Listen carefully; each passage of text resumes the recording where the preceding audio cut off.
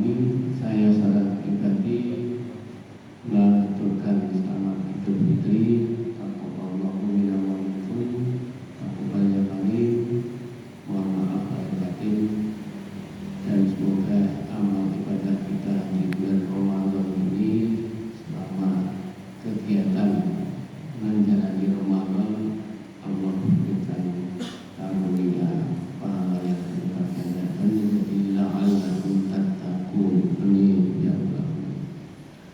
Bapak Ibu, di dalam kesempatan hari ini tema kita adalah suatu perenungan, yaitu sudahkah goal puasa Ramadan kita ini tercapai. Ini sebagaimana tujuan puasa yang Allah sampaikan dalam Al-Baqarah 183, yaitu la'allakum tattaqun. Jadi posisi manusia ketika puasa itu Allah perintahkan dalam bentuk diwajibkan atas kamu berpuasa, sebagaimana Allah telah mewajibkan umat-umat kita terdahulu yang dalam kondisi agar apa untuk diwajibkan puasa itu, yaitu la'allakum tattaqun. Kata la'allakum tattaqun itu adalah suatu konteks yang to be continue. To be continue berarti berkelanjutan. Jadi kata agar menjadi itu adalah untuk supaya tidak hanya terjadi saat itu, tetapi adalah menjadi tidak akan pernah berubah. La'allakum tattaqun, menjadi orang yang bertakwa sepanjang hidupnya, ya. Jadi terus menerus, karena ketakwaan diri seseorang saat ini bisa takwa, saat itu pula nanti lain waktu bisa hilang ketakwaannya. Jadi dinamis sekali. Oleh sebab itu, ini pertanyaan ini adalah suatu pertanyaan untuk selalu kita pertanyakan di dalam diri kita. Kenapa ini dipertanyakan? Karena ini bulan Syawal kita artinya meningkat. Nah, pertanyaannya, apakah kita di bulan Ramadan dengan di bulan Syawal dalam bentuk apa yang kita sudah laksanakan selama 1 bulan penuh kemarin di Ramadan, terjadikah di bulan posisi setelah itu? Ya. Kalau kita posisi di bulan Syawal, berarti harusnya apa yang menjadikan kegiatan aktivitas amal ibadah kita di bulan Ramadan itu justru akan semakin ditingkatkan di bulan Syawal. Tapi apa yang terjadi, bisa jadi ternyata sebaliknya. Apa yang kita kemarin Ramadan penuh dengan amal ibadah, di posisi Syawal banyak yang kita tanggalkan, banyak yang kita justru tidak kerjakan. Nah, inilah yang akhirnya menjadi paradoks bagi kita. Maka pertanyaan ini jadi sangat penting. Sudahkah puasa kita di dalam Ramadan kita tercapai? Ibu dan Bapak jamaah rahimakumullah, jawaban untuk menjawab sebuah pertanyaan tadi, maka kita perlu berkaca pada ayat di dalam Quran tadi yang berhubungan dengan wasari'u ila maghfiratin min rabbikum. Nah, di sini posisi itu akan menjadikan sebuah jawaban ketika kita ini menjadi orang yang ketika sudah dilaksanakan apa yang menjadikan puasa kita dengan baik, yang terjadi pada diri manusia adalah bersegeralah untuk apa? Kita ini untuk mencari ampunan dari Tuhan, wa jannatin ardhuha wal ardh. Jadi posisi kita ketika kita menjadi orang yang selalu mohon ampun, karena yang namanya takwa, la'allakum tattaqun, menjadi orang yang takwa. Salah satu dari esensi takwa adalah orang yang selalu berhati-hati, dan kondisi kehati-hatian itulah selalu koreksi diri karena takut terhadap Allah SWT. Apa yang dikerjakan itu boleh jadi banyak melakukan kesalahan. Allah tidak melarang orang berbuat salah, tetapi ketika orang itu salah, bersegeralah mohon ampunan. Karena memang manusia diciptakan Allah posisinya adalah manusia yang memiliki nafsu, dan nafsu itu selalu mengajak perbuatan jahat. Jahat itu dalam bentuknya adalah perbuatan salah, hilang. Dan itulah kemudian manusia bukan tidak bolehkan salah, tetapi ketika dia salah segera sadar dalam bentuknya bersegeralah mohon ampunan. Nah, disitulah ketika kita dalam bentuk melakukan ampunan terus menerus pada Allah, Allah sediakan yang namanya surga. Surga itu seluas langit dan bumi. Nah, makanya disitulah surga itu hanya disediakan untuk orang-orang yang bertakwa. Nah, yang jadi masalah di sini adalah ketika kita ini tidak dalam bentuk takwa, taat itu dalam bentuknya apa? Tadi yang pertama adalah takut terhadap Allah, sehingga perilaku kita adalah hati-hatian. Jadi berhati-hati melakukan segala sesuatu, baik sikap maupun tindakan. Yang kedua, posisi manusia, orang yang takwa itu taat apa yang Allah perintah dan apa yang Allah larang. Itu taat. Yang diperintahkan kita kerjakan, yang dilarang kita tinggalkan atau hindari. Nah, yang ketiga esensinya, orang yang takwa itu adalah orang yang posisinya dari dosa. Karena apa? Tadi diampuni oleh Allah.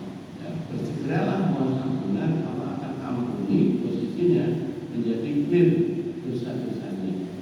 Jadi disinilah di Quran surat Al-Imran ayat 153 yang seringkali digunakan pada para ustaz untuk menyampaikan masalah. Ya. Nah, makanya orang yang mendapatkan ampunan atau orang yang selalu mohon ampunan, esensinya apa? Yaitu taubatan nasuha. Jadi orang-orang yang selalu sadar diri atas perbuatan yang dia lakukan, selalu menyadari kalau itu bisa berbuat salah. Maka disinilah taubatan nasuha itu ada 3 prinsip. Ya. Yang pertama adalah mengakui kita salah. Ya, saya salah. Ini suatu pernyataan sikap kita untuk mengakui salah itu bukan perkara gampang, Bapak Ibu. Contoh paling gampang aja, ketika kita dengan anak kita, ketika kita berbuat salah, kadang kita awal gengsi kalau kita mau minta maaf pada anak. Di saat itu, di saat kita berbuat salah, sadar gak kita salah? Karena ini orang yang posisinya usianya lebih junior dari kita. Apalagi kita sebagai atasan di dalam institusi yang Bapak Ibu sedang pimpin, merasa dalam posisi salah, minta maaf pada bawahan. Gak gampang ini. Betul atau tidak? Ini atasan. Belum lagi kalau Bapak Ibu jadi juragan. Juragan terhadap apa yang Bapak Ibu miliki dalam usahanya. Ada orang-orang di anak buah Bapak Ibu dalam bentuknya karena Bapak Ibu merasa bahwa ini mereka kita bergaji. Ketika kita berbuat salah, sulit sekali kita untuk bisa mudah memaafkan para sahabat-sahabat. Ini ada unsur ego.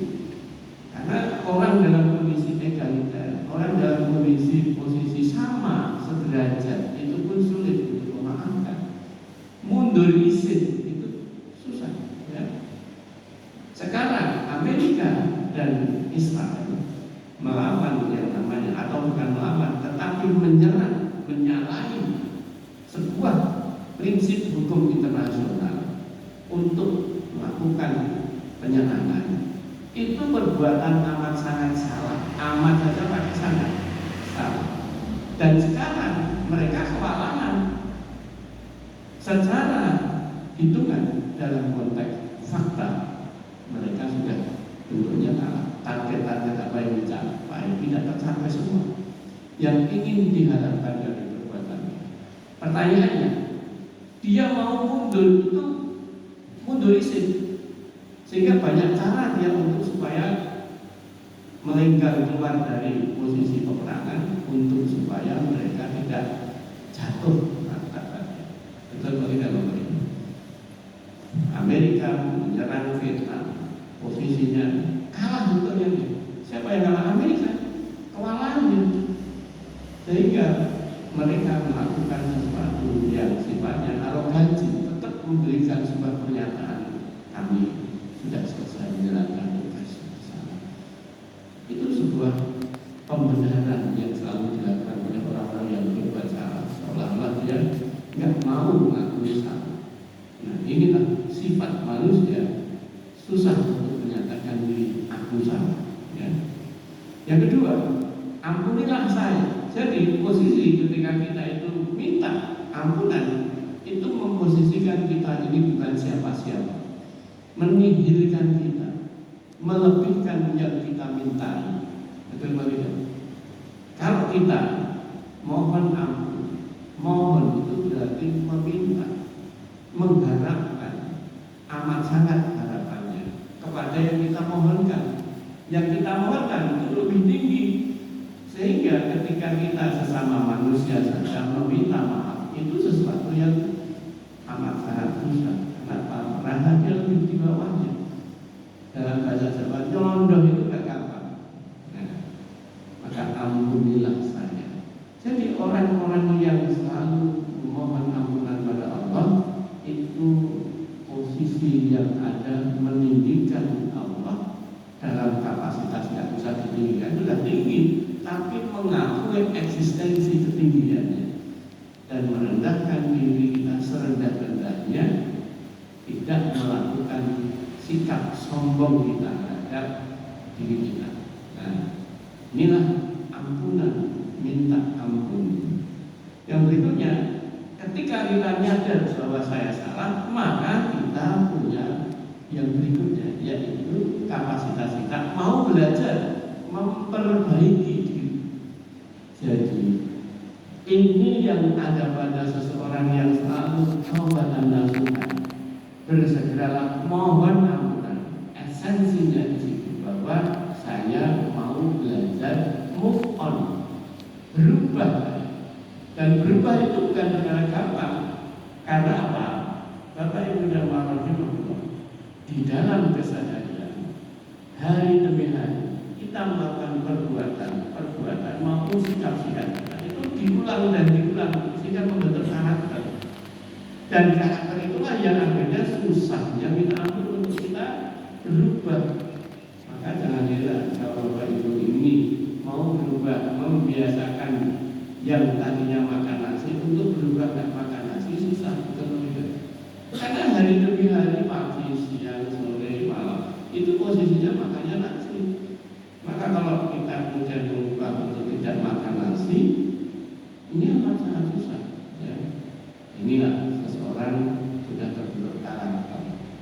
Nah, jadi orang yang meminta ampunan, orang yang bersegera minta ampunan, itu sesungguhnya orang yang sedang mengosongkan gelasnya di dalam dirinya.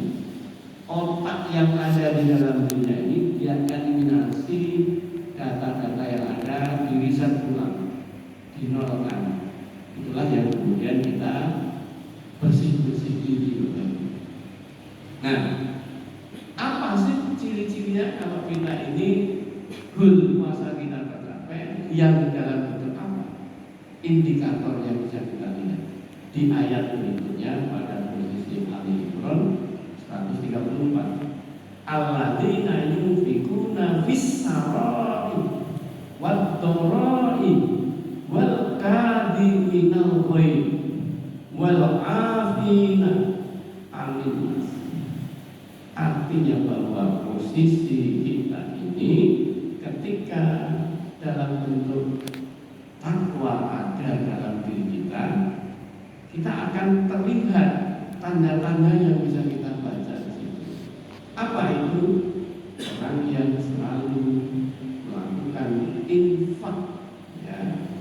Jadi orang yang selalu berinfak di jalan Allah. Yang berikutnya, infaknya ini bukan dalam keadaan hanya lapang, ya, baik di waktu lapang maupun sempit. Ini nggak mudah ya. Orang itu dalam kondisi lapang aja banyak yang susah untuk berinfak, untuk melepaskan apa yang dia merasa miliki, apalagi dalam keadaan sempit, susah, ya.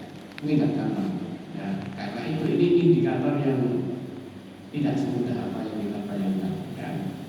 Dan orang yang menahan amarahnya, nah ini lebih meningkat lagi posisi ciri yang berikutnya. Menahan amarah itu berhubungan dengan kebiasaan kita harian yang sudah sampai membentuk karakter emosional, ya. Karakter arogan, ya. Menahan untuk tidak arogan itu bukan perkara mudah, ya. Dan memaafkan. Nah, ini. Jadi posisi kita ini menjadi manusia yang selalu memberi maaf pada orang lain. Nah, kemudian Allah menyampaikan, wallahu yuhibbul muhsinin. Jadi Allah mencintai orang yang berbuat kebaikan. Artinya orang yang baik dalam kapasitas menurut Allah adalah orang yang bertakwa. Nah, berinfak saat lapang dan sempit, menahan amarah dan pemaaf itu esensi ciri yang ada pada kita ketika kita takwa.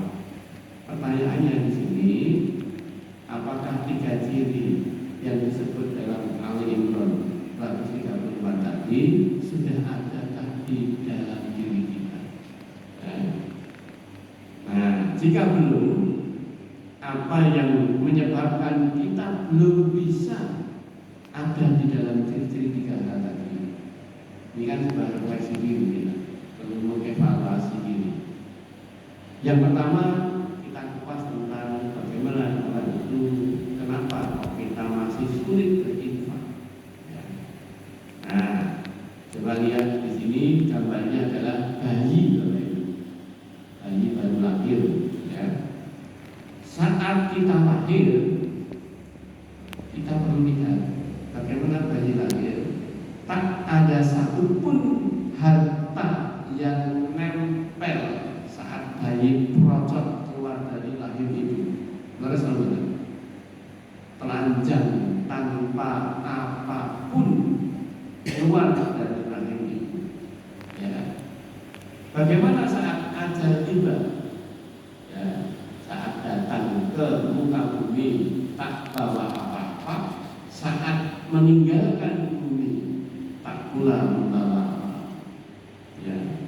Jadi harta yang menempel di tubuh kita ini semua yang selama ini nempel, baju kita, gigi palsu kita, terus apa lagi, anting-anting dari ibu-ibu, cincin, jam tangan, semua dilucuti ketika seseorang itu meninggalkan dunia.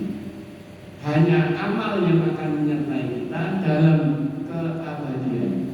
Oleh karena itu saya menyampaikan, marilah kita ciptakan rekam jejak amal soleh agar menjadi jariah kita. Itu yang akan dibawa kepada akhir hayat kita di muka bumi. Bapak Ibu jamaah rahimahullah, ketika kita sadari ini, maka kita melihat bahwa kita ini sesungguhnya apa yang selama ini